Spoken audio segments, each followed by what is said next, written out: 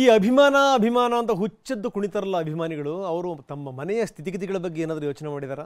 ಅವರ ಅಪ್ಪ ಅಮ್ಮನ ಬಗ್ಗೆ ಏನಾದರೂ ಯೋಚನೆ ಮಾಡಿದಾರಾ?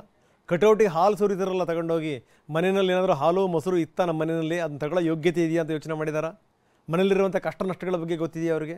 ಅಕ್ಕ ತಂಗಿದ್ರ ಕಷ್ಟ, ಅಣ್ಣ ತಮ್ಮಂದ್ರ ಕಷ್ಟ, ಇನ್ನು ಅಪ್ಪ ಅಮ್ಮನ ಕಷ್ಟ ಗೊತ್ತಿದೆಯಾ?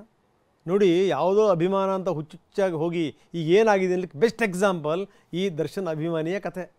ಅವನಿಗೆ ಆರೋಪಿ, ಆದರೆ ಲಾಯರ್ನ ನೇಮಿಸ್ಕೊಳ್ಳೋಕ್ಕೂ ಕೂಡ ಪಾಪ ಅವನ ಹತ್ರ ದುಡ್ಡಿಲ್ಲ. ಎಂಥ ಸ್ಥಿತಿ ಇರಬೇಕು ಕುಟುಂಬದಲ್ಲಿ, ಎಂಥ ಸ್ಥಿತಿ! ದರ್ಶನ ನಂಬಿ ಎಲ್ಲಿ ಸೇರ್ಬಿಟ್ಟ ಇವನು? ಯಾರಿಗೆ ಹೇಳಬೇಕು ಸಮಸ್ಯೆನ? ಇದು ನಂದೀಶ್ ಕಥೆ. ಅವರ ಇಡೀ ಕುಟುಂಬ ಕಣ್ಣೀರಲ್ಲಿ ಕೈ ತೊಳಿತಾ ಇದೆ. ಮಂಡ್ಯ ತಾಲೂಕಿನ ಚಾಮಲಾಪುರದ ಬಡ ಕುಟುಂಬ ಇವರು. ಹುಚ್ಚು ಪ್ರೀತಿ, ಹುಚ್ಚು ಅಭಿಮಾನ. ಎಂಥ ಸ್ಥಿತಿ ಅವರಿಗೆ ಅಂತಂದ್ರೆ ಜೈಲಲ್ಲಿರುವಂಥ ಮಗನ ನೋಡೋಕ್ಕೂ ಕೂಡ ಬರೋಕ್ಕಾಗ್ತಿಲ್ಲ. ಇದು ನಂದೀಶ್ ಕುಟುಂಬದ ಕತೆ. ಈ ಅಭಿಮಾನವನ್ನು ಬಂಡವಾಳ ಮಾಡ್ಕೋತಾರಲ್ಲ ಅಂತವ್ರಿಗೆ ಅರ್ಥ ಆಗುತ್ತೆ ಇದೇನು ಅಂತ. ಇವ್ರ ತಂದೆ ತಾಯಿಗಳು ಕಣ್ಣೀರಲ್ಲಿ ಕೈ ತೊಳಿತಾ ಇರ್ತಾರಲ್ಲ, ಅರ್ಥ ಆಗತ್ತಾ? ಅಥವಾ ಈಗ ಯಾರ್ಯಾರು ಈಗ ಈ ದರ್ಶನ್ ಅಭಿಮಾನಿಗಳು ಜೈ ಜಯಕಾರ ಹಾಕ್ತಾರಲ್ಲ, ದರ್ಶನ್ ಅಭಿಮಾನಿಗಳು ಯಾರಾದರೂ ಬರ್ರಪ್ಪ ಅವ್ರ ನೆರವಿಗೆ. ಪಾಪ ನಂದೀಶ್ ಕುಟುಂಬದ ನೆರವಿಗೆ ಬನ್ನಿ ಯಾರಾದ್ರೂ. ಅವ್ರಿಗೊಬ್ರು ಲಾಯರ್ ನೇಮಿಸ್ಕೊಡಿ, ಅವ್ರಿಗೆ ಕುಟುಂಬದವ್ರನ್ನ ಯಾರಾದರೂ ಕರ್ಕೊಂಬಂದು ಅಟ್ಲೀಸ್ಟ್ ಅವ್ರ ಮಗನ್ನ ದರ್ಶನ ಮಾಡಿಸಿ. ದರ್ಶನ್ ಅಭಿಮಾನಿಗಳು ಇದು ಯಾಕೆ ಬೇಜಾರಾಗುತ್ತೆ ಅಂತಂತಂದರೆ, ಈ ಹುಚ್ಚುಚ್ಚು ಅಭಿಮಾನಿ ಇಟ್ಕೊಂಡು ಹೋಗ್ತಾರಲ್ಲ ಜೈ ಜಯಕಾರ ಹಾಕ್ಕೊಂಡು, ಯಾಕೆ ಬೇಜಾರಾಗುತ್ತೆ ಅಂದರೆ ಇದಕ್ಕೆ. ನಂದೀಶ್ ಕುಟುಂಬದ ಕಣ್ಣೀರ ಕಥೆ ಕೇಳಿ. ಅವ್ರ ಸಿಸ್ಟ್ರು ಮಾತಾಡಿದ್ದಾರೆ, ಅವ್ರ ತಾಯಿ ಮಾತಾಡಿದ್ದಾರೆ, ನೋಡಿದ್ರೆ ಹೊಟ್ಟೆ ಉರಿಯುತ್ತೆ. ನಮಗೇನೂ ಗೊತ್ತಿಲ್ಲ ಸರ್ ವಿಚಾರ. 17 ಜನ ಆರೋಪಿಗಳವರೇ, ಒಂದು 4 ಜನ ವಕೀಲರನ್ನ ನೇಮಿಸ್ಕೊಂಡಿದ್ದಾರೆ.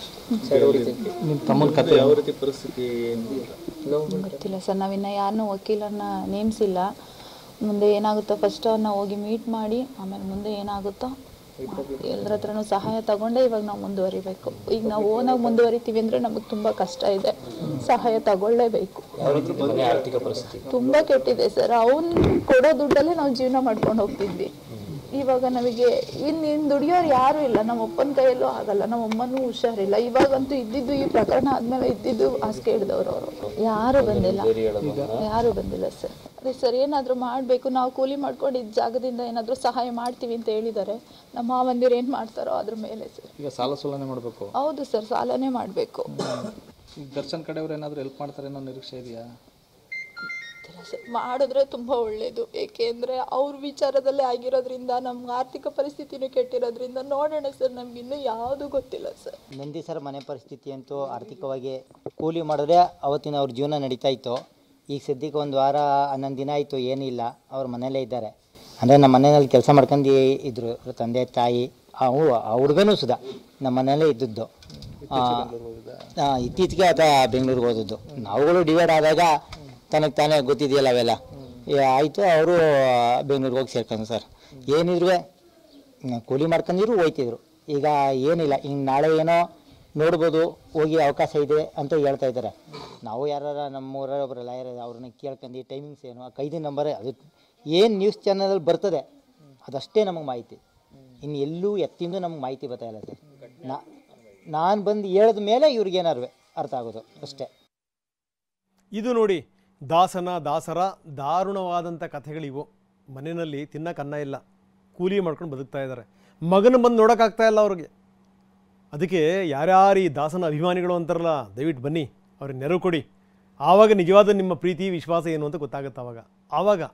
ಅದಕ್ಕೆ ಈ ತಂದೆ ತಾಯಿಗಳಿಗೆ ಕಷ್ಟ ಗೊತ್ತಾಯ್ತಾ? ಮೊದಲು ಈ ಹುಟ್ಟಿಸಿರ್ತಾರಲ್ಲ ಅಪ್ಪ ಅಮ್ಮ, ಜನ್ಮ ಕೊಟ್ಟಿರ್ತಾರಲ್ಲ, ಆ ತಂದೆ ತಾಯಿಗಳಿಗೆ ದಾಸರಾಗಬೇಕು ಫಸ್ಟು. ಮನೇಲಿರುವಂಥ ಜನರಿರ್ತಾರಲ್ಲ, ಪ್ರೀತಿ ಪ್ರೇಮ, ಅದಕ್ಕೆ ದಾಸರಾಗಬೇಕು.